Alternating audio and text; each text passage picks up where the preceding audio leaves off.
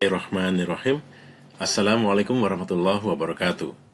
Bapak Ibu sekalian, apa kabar? Semoga Anda semua dalam keadaan sehat walafiat. Kembali bersama saya, Rahmat Sugiarto, Widya Suara BPSDMD Provinsi Banten. Kita akan lanjutkan pembahasan tentang berpikir kreatif dalam pelayanan, dan ini adalah pertemuan yang ke-10.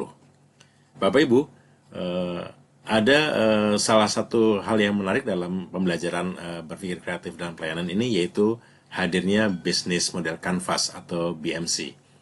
Pada Business Model Canvas ini, Bapak Ibu bisa melihat dalam satu lembar ini ada 9 bagian, yaitu mulai dari sisi yang paling sebelah kanan adalah Customer Segment, yaitu siapa sebetulnya customer kita, siapa pengguna layanan kita. Kemudian di tengah-tengah itu ada value propositions, yaitu nilai apa yang kita tawarkan kepada customer kita, yang nilai ini mungkin tidak akan dijumpai di produk kompetitor. Kemudian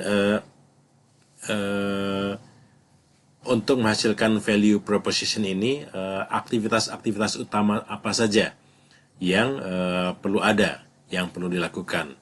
Kemudian dengan key activities yang seperti ini, lalu sumber daya utama apa saja yang dibutuhkan. Oke. Kemudian nanti biaya apa yang timbul dari penggunaan sumber daya ini. Kemudian nanti apa hasil yang kita bisa dapatkan dari kegiatan dari value proposition yang kita tawarkan. Kemudian siapa partner kunci yang akan kita libatkan dalam kegiatan kita ini. Kemudian nanti proposition yang kita tawarkan kepada customer itu dilakukan dengan bantuan media apa, atau dalam bentuk channelnya channel apa. Kemudian yang berikutnya adalah bagaimana nanti kita bisa menjaga relationship dengan customer kita. Nah, Bapak Ibu, Business Model Canvas ini sangat-sangat membantu kita untuk memahami apa yang harus kita lakukan. Baik, untuk memudahkan, Bapak Ibu akan kami bagikan blankonya. Kemudian nanti akan ada langkah 1 sampai langkah 10, di mana langkah 1 kita awali dengan customer segment, langkah 2 value proposition, langkah ketiga channels, langkah keempat customer relationship, langkah kelima revenue stream, langkah keenam key activities, langkah ketujuh key resources, langkah ke-8 key partnership, langkah ke-9 cost structure, dan langkah ke-10 adalah analisis dan validasi model bisnis. Kita akan masuk pada yang pertama, yaitu customer segment. Bapak Ibu, apa yang perlu diisi dalam bagian ini, yaitu siapa sebetulnya konsumen Bapak Ibu. Seperti apa deskripsi orang yang ingin masalahnya Anda pecahkan. Bagaimana karakteristik mereka. Apa yang mereka pikirkan, apa yang mereka rasakan, dan apa yang ingin mereka lakukan. Kemudian masuk kepada kotak yang kedua, yaitu value proposition. Value proposition ini adalah solusi apa yang Anda tawarkan ke konsumen Anda. Apa yang menarik dari solusi Anda? Apa yang membuat konsumen mau memilih, membeli, dan menggunakan value Anda? Kemudian kita masuk pada kotak yang ketiga, yaitu channel, yaitu bagaimana cara agar value atau solusi masalah Anda bisa sampai ke tangan konsumen.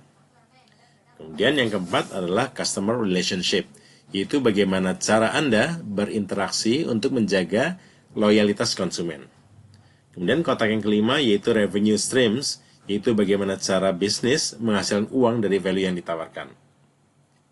Kemudian dari kotak yang keenam, atau disebut sebagai key activities, yaitu apakah aktivitas kunci atau strategi kompetitif yang dilakukan bisnis untuk menciptakan value proposition-nya. Kemudian yang ketujuh, yaitu key resources, yaitu apa saja sumber daya yang harus dimiliki perusahaan atau organisasi agar dapat kompetitif dalam menciptakan value. Kemudian yang ke-8 adalah key partnership, yaitu siapa partner yang mendukung organisasi agar selalu kompetitif. Kemudian ke-9 yaitu cost structure, yaitu apa saja faktor-faktor yang membentuk biaya yang harus dikeluarkan. Bapak Ibu yang saya hormati, BMC itu terdiri dari 3 bagian utama yang disebut sebagai offering, customer, dan infrastructure. Yang biru adalah bagian customer di mana kita awali dengan customer segment, kemudian customer relationship, dan channel. Kemudian yang merah adalah penawaran kita atau value proposition-nya. Kemudian yang abu-abu adalah infrastruktur yang dibutuhkan untuk bisa menghasilkan value itu, yaitu aktivitasnya apa saja, partnernya siapa saja, sumber dayanya apa saja. Nah, kira-kira seperti ini bisnis model Canvas ya. Kemudian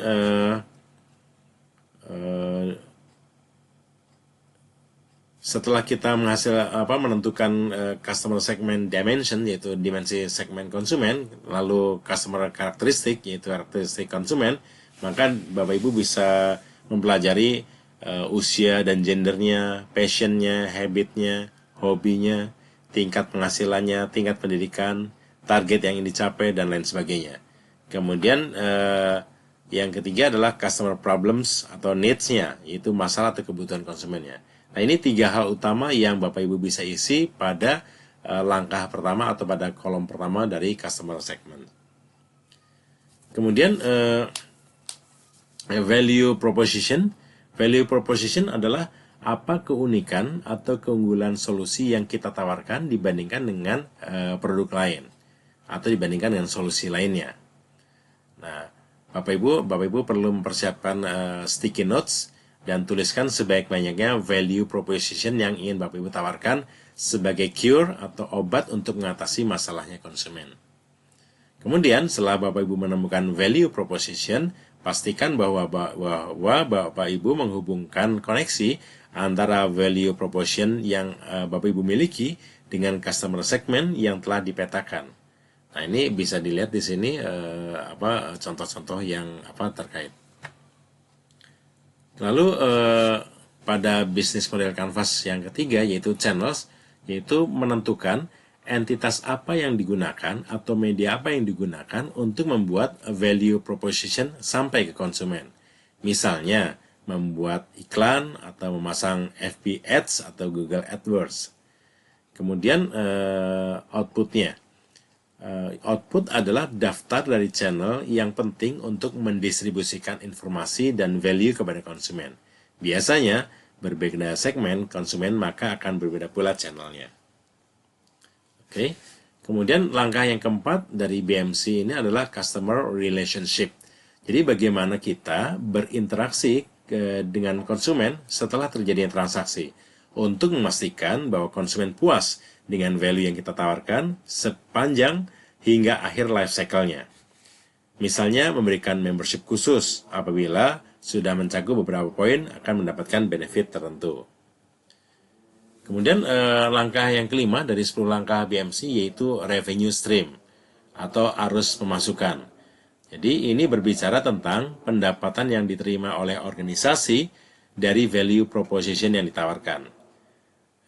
Dalam kotak revenue stream ini harus terjadi koneksi yang clear antara revenue stream yang dihasilkan dari value proposition dan customer segmen mana yang membayar untuk hal tersebut. Lalu langkah yang keenam dari 10 langkah BMC berikutnya adalah key activities atau aktivitas kunci, yaitu beragam aktivitas kunci untuk menghasilkan value proposition sesuai dengan yang diharapkan. Kemudian aktivitas pokok yang apabila hilang atau tidak ada, maka value proposition yang kompetitif tidak dapat dihasilkan. Contohnya adalah sebagaimana tampak pada layar. Kemudian langkah yang ketujuh dari 10 langkah BMC adalah key resources atau sumber daya kunci, yaitu sumber daya strategis yang dibutuhkan untuk menunjang key activities agar bisa berjalan lancar untuk menghasilkan value proposition sesuai dengan yang diharapkan. Dengan terpetakannya key resources, diharapkan sebuah bisnis dapat menjadi lebih kompetitif dibandingkan pesaingnya. Kemudian Bapak Ibu masuk pada langkah ke-9 dari 10 langkah BMC yaitu cost structure. Cost structure adalah daftar biaya yang dikeluarkan oleh organisasi bisnis dalam rangka menciptakan value proposition kepada konsumen. Biasanya, cost structure ini ditarik dari key activities. Kemudian beberapa pertanyaan penting dalam rangka cost structure adalah apakah biaya yang dikeluarkan dalam rangka menciptakan value? Mana jenis biaya yang lebih banyak, fixed cost atau variable cost? Kemudian, jika bisnis di skala menjadi lebih besar, apakah peningkatannya linear, eksponensial, atau tetap? Nah, ini contohnya ada seperti nampak pada layar. Kemudian langkah yang ke-10 dari 10 langkah dalam BMC adalah analisis dan validasi model bisnis. BMC itu baru langkah awal saja, karena sebenarnya apa yang sudah diisikan di BMC itu adalah hipotesis atau asumsi subjektif yang dianggap benar oleh si perencana bisnis. Pada kenyataannya, hipotesis ini perlu diuji apakah memang benar model bisnis yang direncanakan tersebut berjalan sebagaimana mestinya. Dengan model bisnis yang sudah teruji, barulah kemudian Anda mencoba membuat business plan, yang lebih detail sambil kemudian pitching kepada investor untuk meningkatkan skala bisnis Anda menjadi lebih besar. Nah, sekarang bagaimana cara kita melakukan analisis dan validasi model bisnis kita? Maka cara yang paling mudah adalah langsung bertanya ke konsumen yang ditarget, berinteraksi langsung di lapangan dan merasa langsung apa yang dirasakan oleh konsumen. Kemudian Bapak Ibu, ada model bisnis canvas lain yang diproduksi oleh LAN yang di dalamnya bukan 9 komponen tapi 13 komponen.